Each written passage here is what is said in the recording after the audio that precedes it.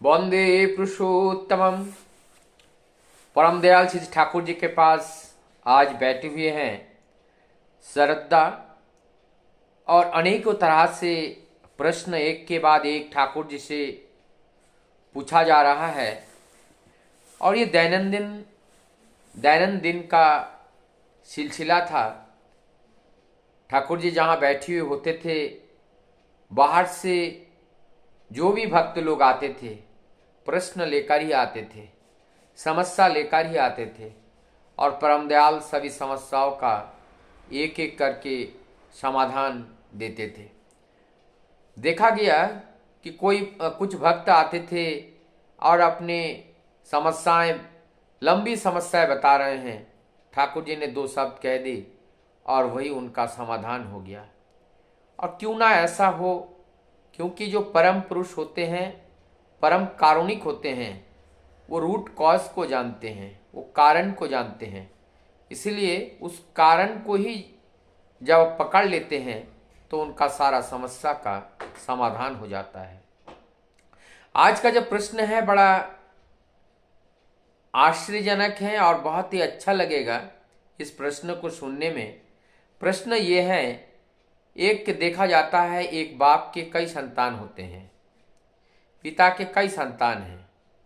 उसमें एक संतान में प्रवृत्तिमुखी, भौतिक जगत के प्रति बहुत ही खिंचाव है, और एक संतान है जो वैराग्य है, जो प्रवृत्ति के प्रति या भौतिक जगत के प्रति उनका उतना खिंचाव नहीं है।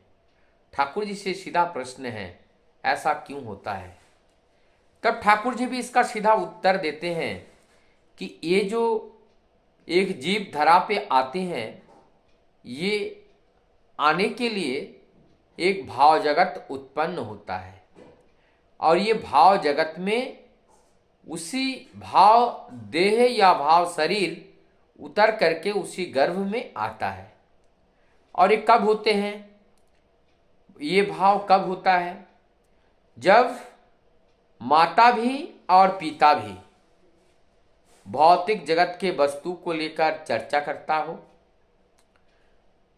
सारे ऐश्वर्यों को लेकर के, गाड़ी को लेकर, बाड़ी को लेकर, एवं अपने आसपास के संपत्तियों को लेकर, या अपने वृत्ति प्रवृत्तियों के सुख में, भोग में जब लगे रहते हैं, और दोनों दाम्पत्य का जो मन है भौतिक सुख के साथ जुड़ा रहता है, और इसी भाव के अंदर जब वो संतान आते हैं, इसी भाव में परिस्थितियों में जब मिलन होता है, और उस मिलन से जो संतान आती हैं वो संतान जड़वत होते हैं, और वो संतान अधिकतर भौतिक जगत से ही वो आसक्त रहते हैं।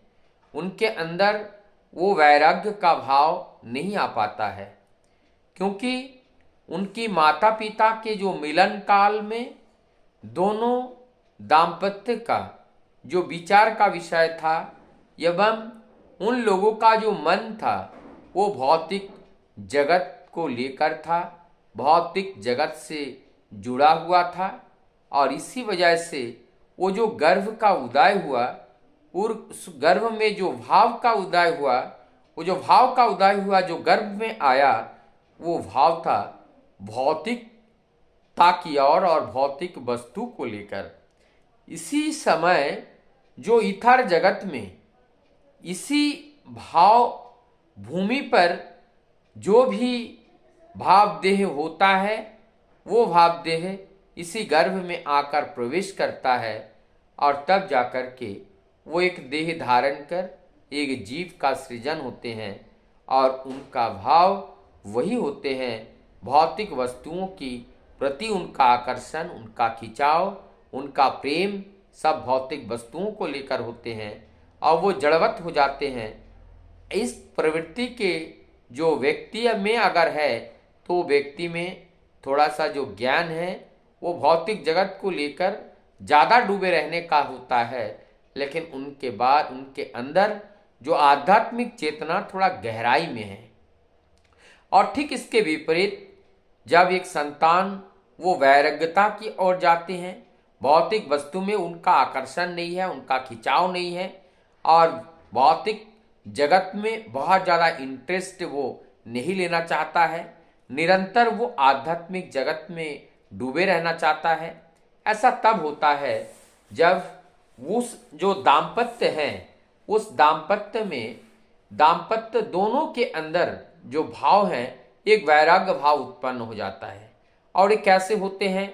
अगर उन्होंने किसी इस तरह का सीरियल देखा हो और इस तरह का गवेषणा किया हो, इस तरह से उनके घर में कोई संगत मिला हो, कोई साधु संग मिला हो, जहाँ पे निरंतर इस भागवत कथा का चर्चा हुआ हो और मन मस्तिष्क और जो विचार केंद्र हैं सब जगह पे प्रभुमय हो गया हो, और इस प्रभु चिंतन में जब डूबा हुआ हो, और उसी समय में वही दाम्पत्य का जो मिलन में के माध्यम से जो संतान आते हैं, वो संतान वैराग्य संतान होते हैं।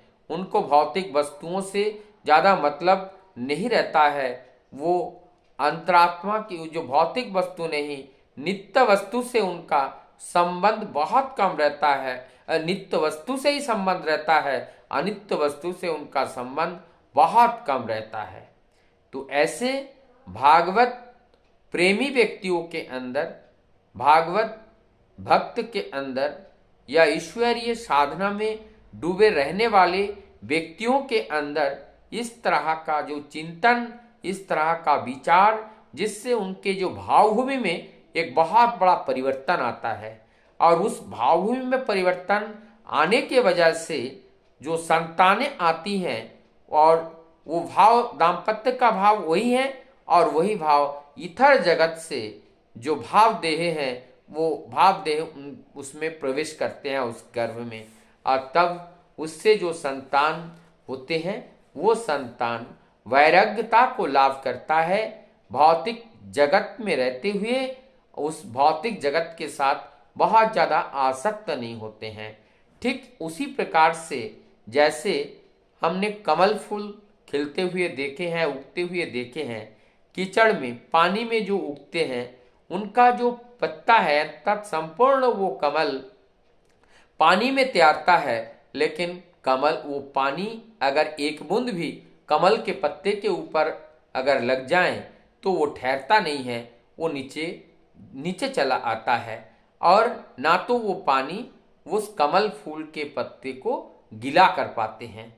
तो इसका मतलब पानी में रहने के बावजूद भी वो उसमें आसक्त नहीं होते हैं। ठीक इसी प्रकार से हमें भौतिक जगत में या सांसारिक जगत में रहने के बावजूद भी हमें इस संसार से आसक्त नहीं होना है। इस संसार में रहते हुए भी हमें उस परम सत्य की खोज या परम सत्य का अनुसंधान या परम सत्य के प्रति लक्ष्य को गाढ़ करके हमें आगे बढ़ना है। और जब हम उस लक्ष्य को लेकर के जब हम जीवन में चलते हैं, तभी हमारे जीवन में शांति, समृद्धि, सुख सब कुछ हम जीवन में प्राप्त कर पाते हैं। तो आइए हम अपने जीवन में सुख, शांति, समृद्धि से भरे रहे और ऐसे भाव स्तर में रहे, ताकि हमारे आने वाली जो संतान संततियां हैं, वो उनके अंदर जो वैराग्य है, जो दिव्यता है, जो प्रकाश है, जो ज्ञान है, और ये सारे चीज प्रखर होकर के उनके अंदर उत्पन्न हो, उनके अंदर स्वाभाविक रूप से उनके अंदर प्रवेश करे। और ऐसा हम सबके हाथ में है। तो हम लोगों को जरूरत है प्रभुमय होकर के रहना। इसीलिए कहते हैं युवा अवस्था में प्रभु को लेकर के बाल अवस्था में प्रभु को ग्रहण करना है, तभी हमें युवावस्था का फायदा मिलेगा। और जब युवावस्था में ग्रहण करेंगे तो वृद्धावस्था का फायदा मिलेगा, और जब वृद्धावस्था में जब हम इनको ग्रहण करेंगे तब हमारे यमराज से बचने के लिए केवल यमराज के डर से हम जो भगवान के चरण में आए हैं उसमें बहुत ज़्यादा लाभवान हम हो नहीं पाते हैं। जीवन में लाभवान का अर्थ हुआ मानव देह धारण करके मानव शरीर का जो उद्देश्य है उस उद्देश्य को पूर्ति करना ही मानव जीवन का साधना पूर्ति होना है। और जब तक ये साधना पूर्ति नहीं होती है, हम जब तक इस वस्तु और वस्तु को बनाने वाले कारण को हम जब तक जान नहीं पाते हैं और मान नहीं पाते हैं, उनका स्मरण नहीं कर पाते हैं, तब तक जीवन की कोई उद्धार संभव नहीं होता है। वंदे